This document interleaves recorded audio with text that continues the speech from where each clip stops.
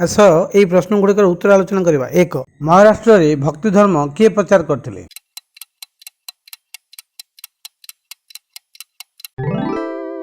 ସନ୍ଥ ଜ୍ଞାନେଶ୍ୱର। 2 ସନ୍ଥ ଜ୍ଞାନେଶ୍ୱର ଲେଖିଥିବା ଗ୍ରନ୍ଥର ନାମ କ'ଣ?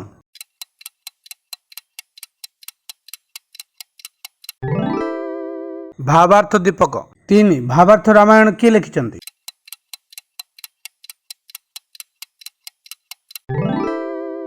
ସନ୍ଥ ଏକନାଥ। 4 ଭକ୍ତି ଗୀତ ସମ୍ବଳିତ ପୁସ୍ତକ ଅଭଙ୍ଗା କିଏ ରଚନା କରିଛନ୍ତି?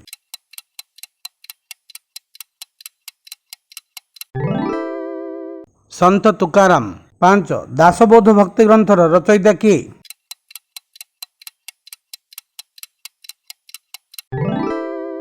ଗୁରୁ ରାମଦାସ। ଧନ୍ୟବାଦ।